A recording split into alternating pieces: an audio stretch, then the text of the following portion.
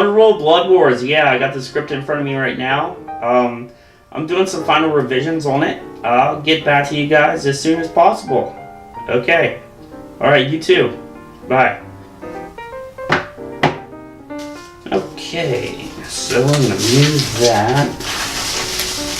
that one, and I think we're just going to... Okay! Let's grab this piece, and this one, and that, put that there, these, yeah, that there.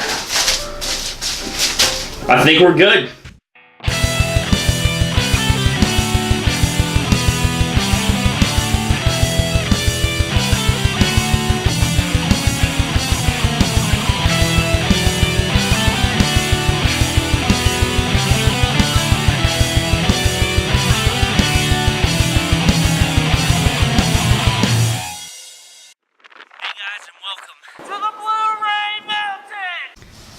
Underworld Blood Wars stars Kate Beckinsale, Theo James, Charles Dance, Laura Palvar, Tobias Menzies, Bradley James, Daisy Head, Peter Anderson, Clementine Nicholson, and is directed by Anna Forrester in her directorial debut. Underworld Blood Wars starts out with Kate Beckinsale's narration. She explains to us the story in the series so far, and we find out that Eve is now hidden away. Not even Selene knows where she is. But we also find that there is a new Lycan leader in Marius that wants Eve's blood. For evil. From there, we get an action scene that's a bit awkward. The cuts here are pretty strange. It went a little bit like this. I'm gonna put this over here.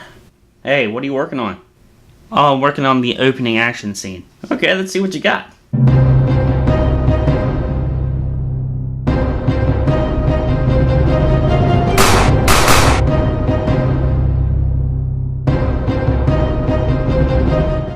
Okay, hey, good work, man.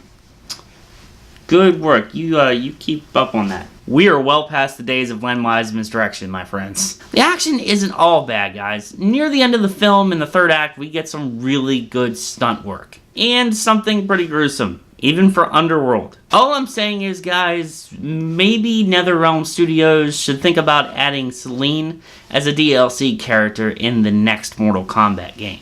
Just saying, guys, just an idea. While we're on Selene, Kate Beckinsale still kills it as our vampiric hero. Were you expecting something else? She really sells the fact that she's tired of this war, and she really just wants to be left alone. But we all know that's not going to happen. Why? Because sequels!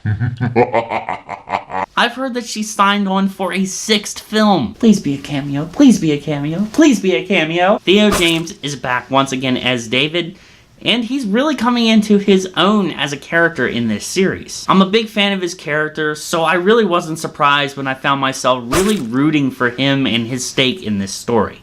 You guys get it? I said stake, it's a vampire film, oh whatever. I've said it before, and I'll say it one more time. Theo James needs to be the lead of this franchise. Tobias Menzies as Marius is cool. He's a step up from Quint and his father Jacob from Underworld Awakening, but that's not really saying much. I'll admit it, I will give Tobias Menzies the love that he's due. Blackjack Randall from Outlander, Lord Edmure Tully from Game of Thrones, Brutus from Rome.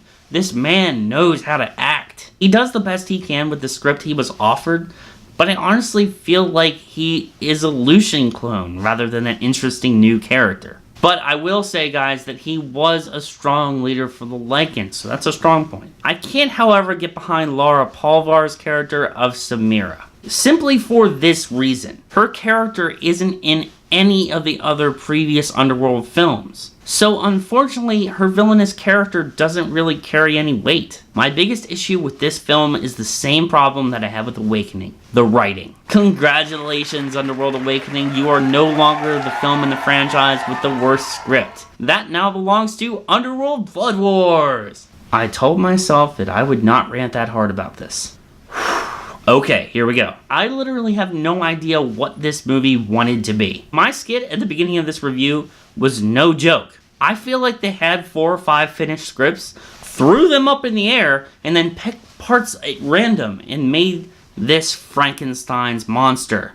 But But even though this film has some major script issues, I couldn't help but like the new elements with the Nordic Coven. Unfortunately though, guys, I can't go any further without going into spoiler territory. So you know what? I'm going to do a spoiler video. That's right, I'm going to do an Underworld Blood Wars spoiler review. There's just too much not to talk about. In the end, guys, I'm going to have to give Underworld Blood Wars a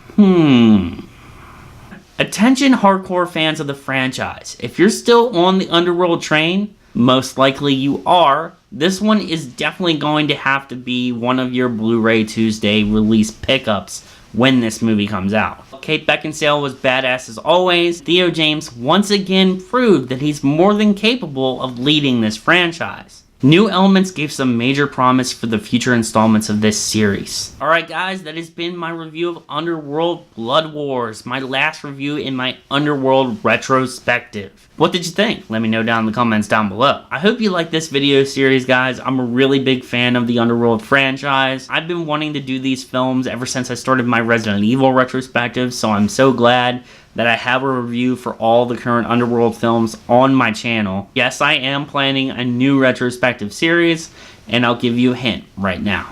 Yippee-ki-yay, motherfucker! Before we get to that retrospective series, I'm gonna hit you with my Hatchet franchise reviews. That's right, guys, my first series of reviews in my Cavern of Terror series. Hatchet is coming. It'll be here before you know it. Follow me on Facebook, Twitter, Instagram, and LetterBoxd because you know I have them. But most importantly, guys, this has been Zack versus the Blu-ray Mountain. Stay metal, my friends.